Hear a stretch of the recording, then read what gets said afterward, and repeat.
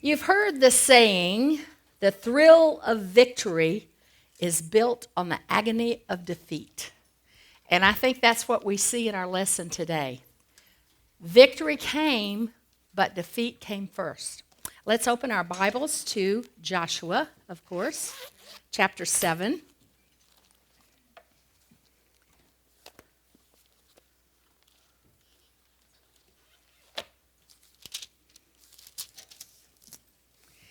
And remember the amazing, amazing victory at Jericho. And in the last verse of chapter 6, so the Lord was with Joshua, and his fame spread throughout all the country. But what Joshua didn't know is there was sin in the camp. He had no idea what had happened. He had no idea what Achan had done. And so he did exactly what he did before he went to Jericho. He sent the spies out to check out the land. But the interesting thing is, when you look at the Battle of Jericho and what preceded that battle, and this battle that took place at Ai, and what preceded that, you find quite a contrast. Because remember Jericho. Remember before Jericho, they sought the Lord. Joshua sought the Lord, and what did God do? God gave him a plan. Told him exactly what to do, encouraged him, I will be with you, I've given these people into your hand. That didn't happen this time. They also were obedient to the Lord in having circumcision. Remember that? They hadn't been circumcised in wandering through the wilderness. All these new people that had been born while they were in the wilderness, and so they set aside time to be circumcised. Now, you think about that. That meant days that they couldn't go and perform the battle. They couldn't get into the battle in Jericho because they had to, after that was taking place, they had to be still, be quiet, heal, all of that. And, I'm sure there were guys in the group that were saying, hey, come on, let's go. Let's get in there. Let's get this battle over with. No, we're going to be still. We're going to wait. We're going to trust. We're going to perform this circumcision and be obedient to the Lord. They sanctified themselves. And then they celebrated Passover. These were all steps that were taken before the battle in Jericho. Followed God's instructions. Remember, the ark, the priest were all involved in the taking of Jericho. And as a result, they had victory. Now, when we look at this chapter, we see that none of that happened. There was no time for Joshua seeking, or talked about Joshua seeking the Lord or seeking God's plan. He sent the spies just like before. They came back with their report. And instead of listening to the Lord, instead of turning to God and say, okay, God, is now the time to go? God has a time for everything. You look in Ecclesiastes, a time to be born, a time to die, a time to laugh, a time to cry. It goes on and on, a time, a time, a time. And even regarding Jesus in Galatians, it says, in the fullness of time, Jesus came. So many times we want to work on our time. I want it not tomorrow. I want it yesterday. I want God to show me now. I don't want to wait on the Lord. I don't want to trust in the Lord. That's what it's all about. Waiting, trusting. That's what we see before Jericho. Waiting, trusting, being obedient. But here, this is like a rush job. These spies come back, and what do they say? He sent the man, they returned to Joshua, verse 3, and said to him, do not let all the people go up. Let about 2,000 or 3,000 men go up and attack Ai. Do not weary all the people there, for the people in Ai are few. Hey, we can do this. That's what the world tells us as women. You can do it. You're a woman. Bring home the bacon and cook it too. You're a woman, And what does that do with us? It puffs us up. I'm able, I'm adequate, I can handle this. And then what happens when we try to handle it on our own? I'm a woman. I can't do it. God says, I'm so glad you finally figured that out. I was just waiting for you to look to me, for you to trust me.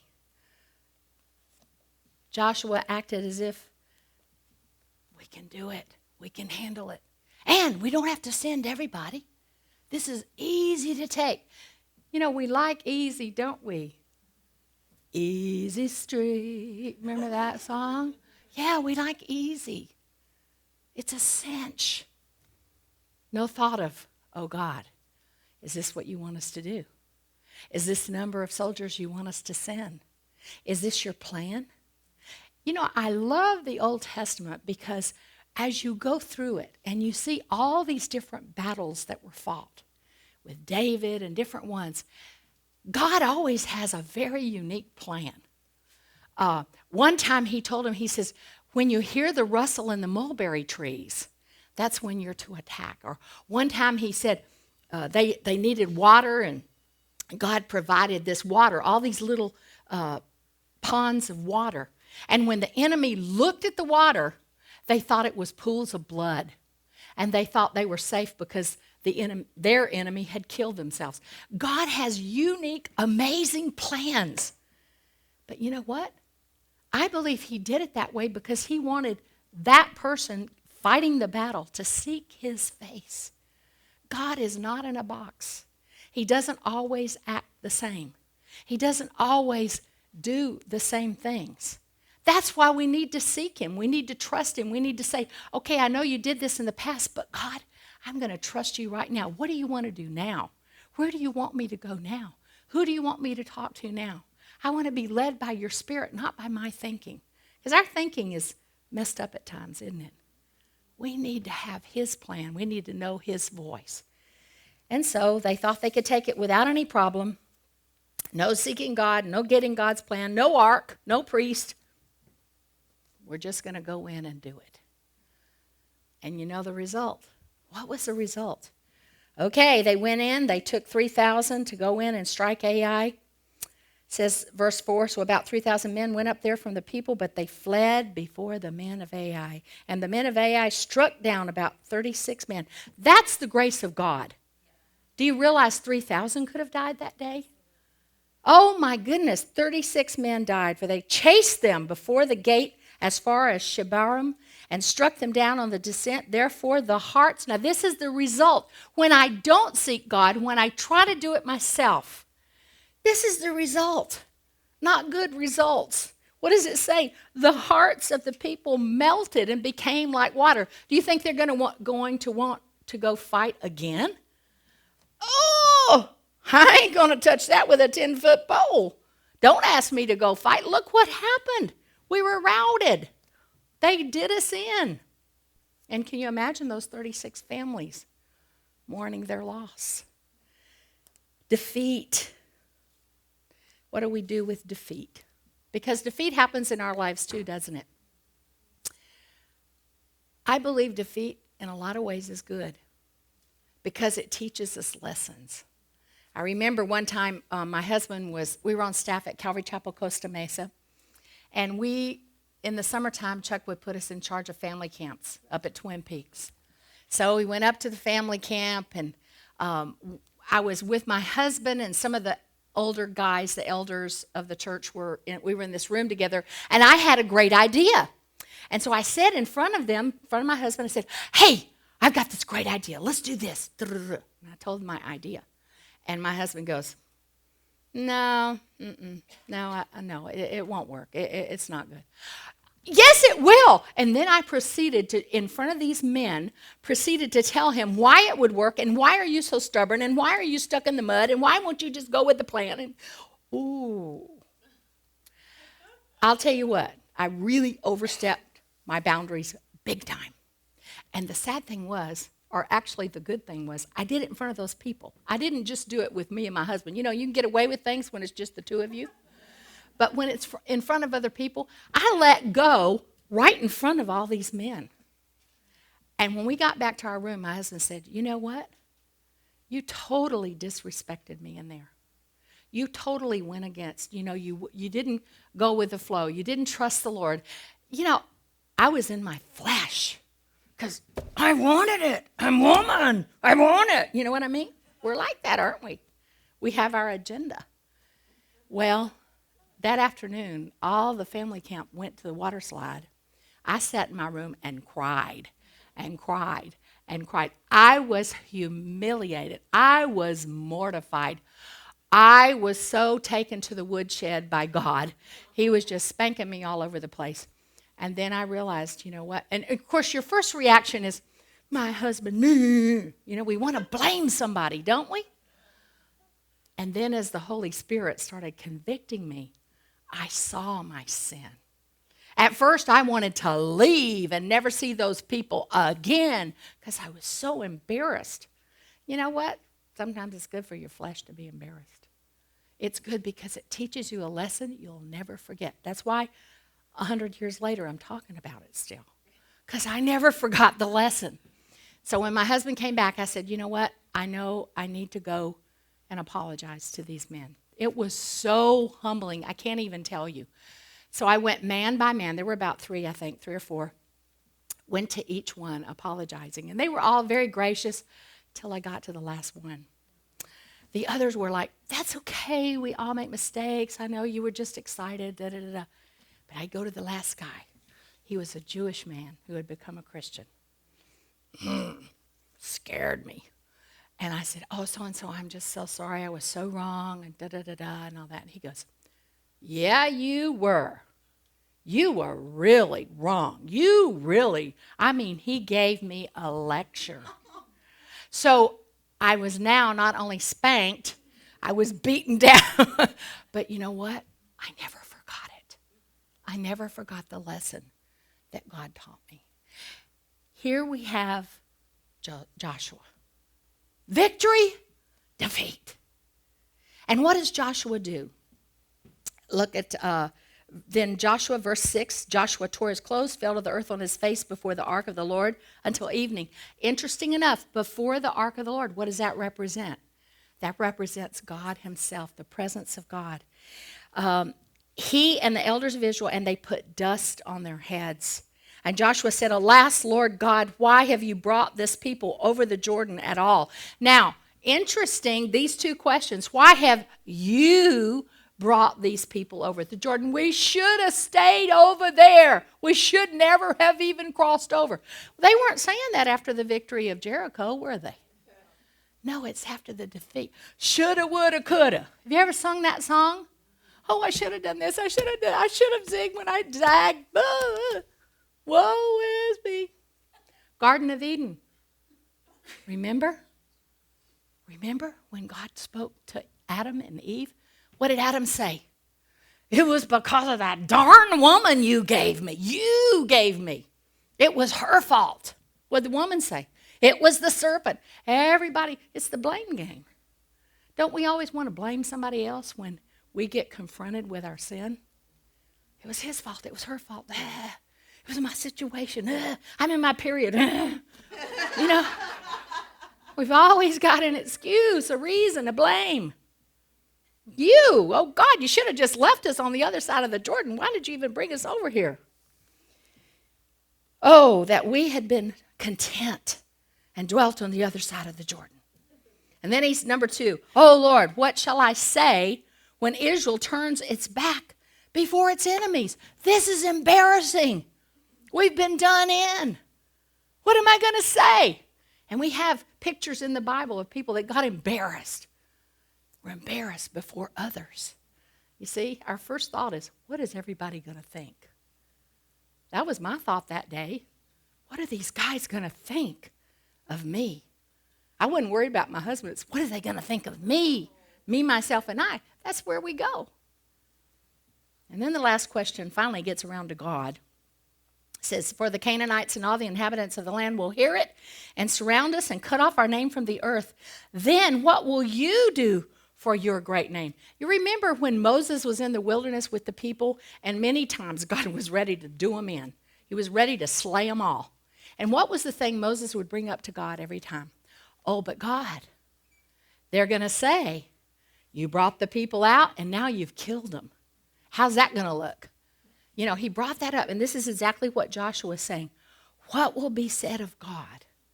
What will be said of God? I think it's very interesting and very telling, and so much a part of us as human beings. We're worried about us first. Lastly, okay, God, there's a thing about you too. But you know what? It's all about God. God knew exactly what he was doing. I love this. Somebody said this. Do the last thing God told you or wait for his command. I think it was in our lesson. And I thought that's a good rule of thumb, isn't it? Do the last thing God told you or wait for his command. We don't like to wait. But God longs to be our teacher. God longs to show us the way. Turn with me to Isaiah 30. Isaiah 30.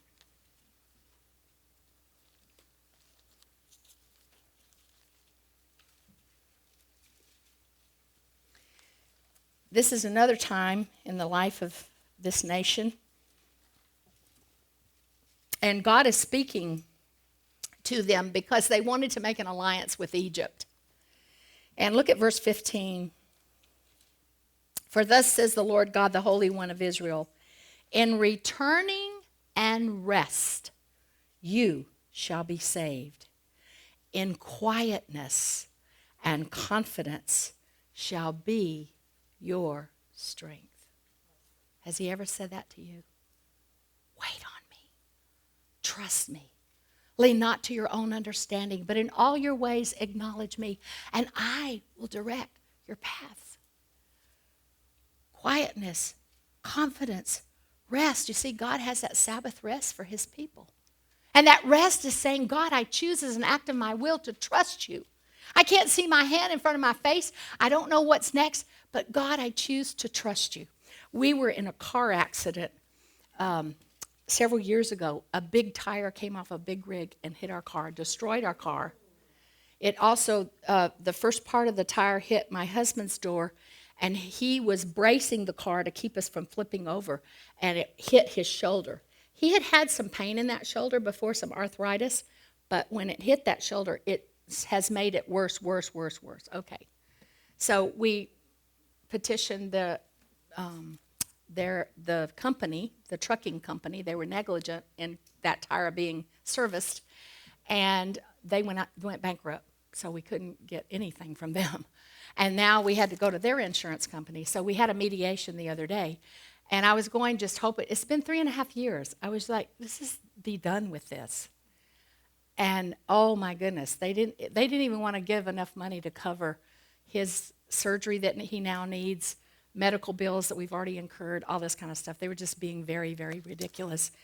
And it was just like, okay, and we had this mediator guy, and he would go between us and the other guy, and back and forth, out of the room, of course. You can't hear what they're saying.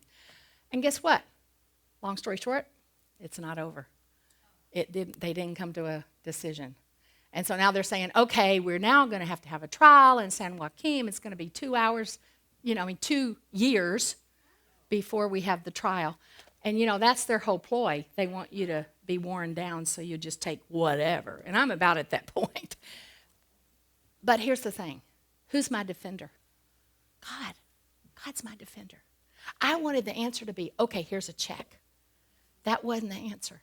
So am I going to say, okay, God, I give up. I just want to go and get some money and forget the whole business. Or am I going to wait on the Lord? Trust God. I don't know what the outcome's going to be, but guess what? God does. He's in control. He has a plan. Can I trust him? Yes, I can. But I want you to look at the end of that verse 15. But you would not. God has said, this is what you need to do. You need to return to me. You need to rest in me. You need to dwell in quietness and confidence. That will be your strength. But you would not. Those are some sad words to hear. You wouldn't listen. You wouldn't obey. You wanted it your way. You said, no, for we will flee on horses, therefore you shall flee. And we will ride on swift horses, therefore those who pursue you shall be swift. 1,000 shall flee at the threat of one. At the threat of 5 you shall flee, till you are left as a pole on top of a mountain and as a banner on a hill. Basically, it's like a tree stripped of its leaves. That's what it feels like when we suffer defeat. I'm just like a pole sitting up on a mountain. I've been ravaged. I've been drawn into the trap, and I've given in, and now I'm suffering the consequences. Don't you know it weighed on Joshua's heart, those 36 lives that were taken? And then you start dwelling in the if only. If only I had done this. If only I had done that. If only I had sought the Lord. If only I had listened. But I love verse 18 of this passage. Therefore, the Lord will wait, that he may be gracious to you. Now, in my flesh, if I had a bunch, I told them to wait. I told them to be quiet and have confidence in me. And then they didn't listen and they went their way and they did their thing. I wouldn't have very much desire to be gracious to them. I'd want to say, to heck with you. Go ahead and go your way. Have it your way, baby. That's not our God.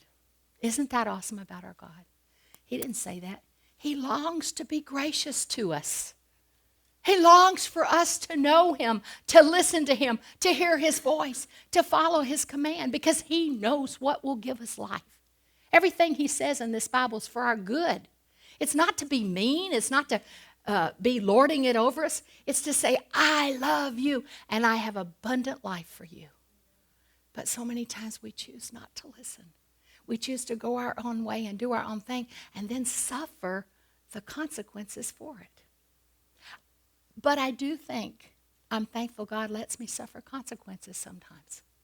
He lets me have my way. Sometimes he teaches me without it being really bad. You know what I mean? But other times he says, okay, honey, I love you. I'm going to let you go your way, and I'm going to let you reap. I remember my husband was counseling this man. He had recently come to the Lord. But before he had come to the Lord, he was married, but he got involved with a woman. She got pregnant. Now his wife divorced him because of that. So now he was having to pay spousal support for her. He was having to pay for this child that he had born with this woman. All these consequences. And he said, but I'm a Christian now. Can't all that go away? That's the thing. You know, we reap what we sow. And he was going to have to reap a lot. But God, in his mercy and his grace, many times will let us go ahead. Go ahead, have your way. I warned you. I pled with you. You didn't listen. This is going to be the result. But I still long to be gracious to you. He says he will wait. The Lord's waiting. Hello, he told me to wait. I didn't wait. He's waiting on me. He's waiting on me to see the end of my decisions and come back to him. And that's the thing I want to dwell on. You can always come back to him. You can always come back because he's waiting. He's there. He's saying, come to me. All who labor and are heavy laden, I will give you rest. That's what he wants to do. He wants us to listen to him. He wants us to come to him. He wants to comfort us and strengthen us. Oh, yeah, we may suffer consequences, but at least we have our relationship with him. He'll never leave us or forsake us. He said, and therefore he will be exalted that he may have mercy on you. What does he have for these people who have pushed him away? All he has is mercy and grace. And God says that in Hebrews chapter 5. It says, when we come to his throne, what will we find? We will find mercy and grace. That's our God. We're not merciful and gracious like he is. And then it says, for the Lord is a God of justice. Blessed are all those who wait for him. The people shall dwell in Zion at Jerusalem. You shall weep no more. He will be very gracious to you.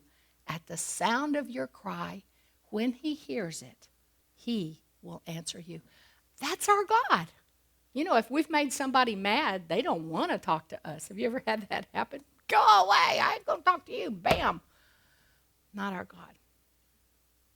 We can go to him. We can go to him, and he's ready. He's ready to talk when we're finally ready to listen. And though the Lord gives you the bread of adversity and the water of affliction, gives you that oppression, why does he give it to you? Look, yet your teachers will not be moved into a corner anymore, but your eyes will see your teachers. Your ears shall hear a word behind you saying, this is the way, walk in it, whenever you turn to the right hand or whenever you turn to the left. He's waiting. He's gracious. He's merciful. Listen, if you've gone down the wrong path and you've been disobedient, All you have to do is turn around and say, oh, Lord, I'm sorry.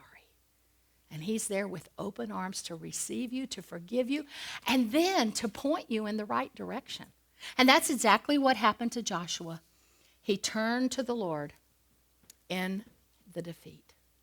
He turned to God. He got down on the ground, tore his clothes, put the dust on his head with all the elders.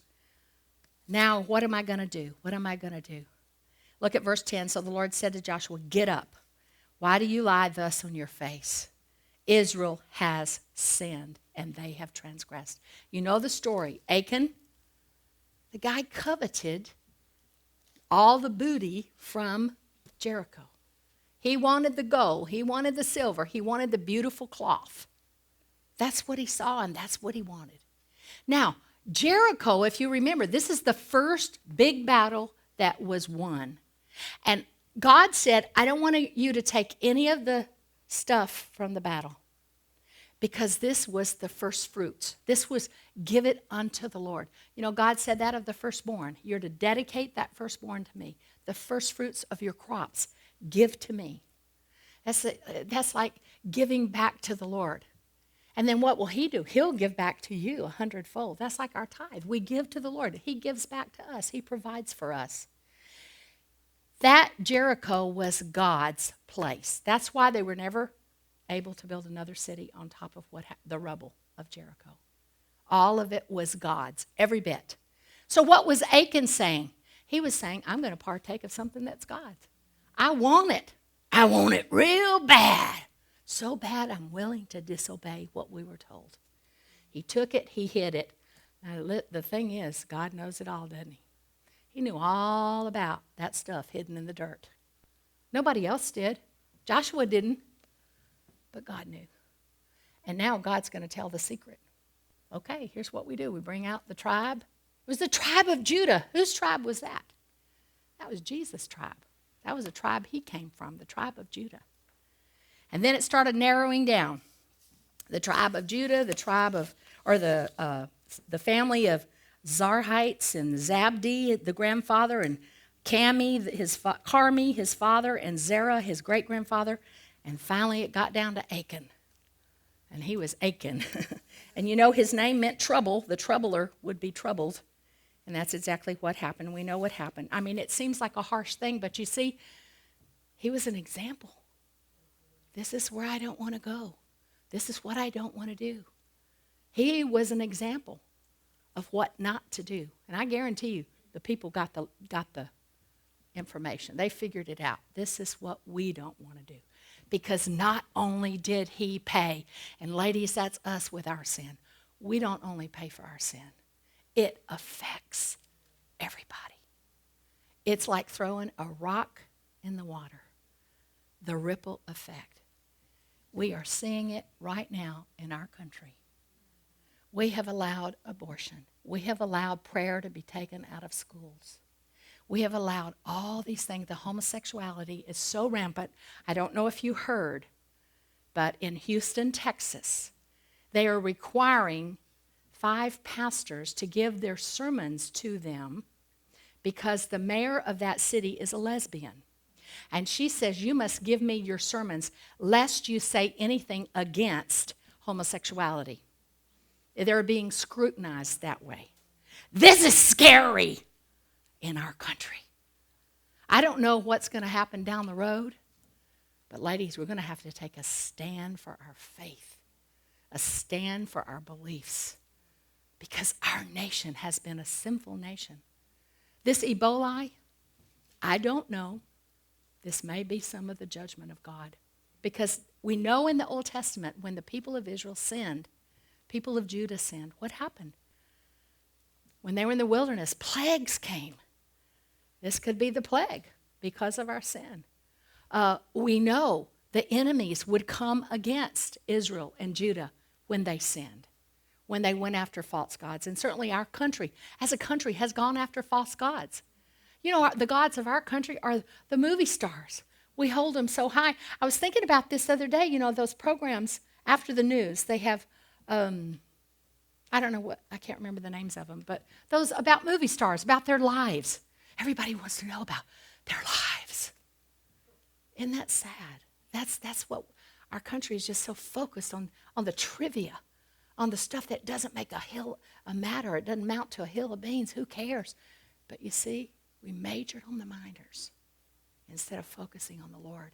And now our enemies, ISIS, isn't it interesting? All of this is happening at once. The ISIS, the Ebola, all these things coming against our country. Oh, we need prayer. But we also need to stand. These things will, it's just something else, what God's allowing. But we know what happened. The rest of the story I can't go into. You have to figure it out in your class. We just know that from defeat, now they have victory. They have victory. And this time, see, God's never the same. This time, what did he say? You can take some of the stuff. Go ahead. Partake of what you get after the battle is over. And there was a definite battle plan that God had and gave Joshua and his people. Oh, that we would listen the first time. Oh, that we would seek him the first time and not have to suffer that defeat.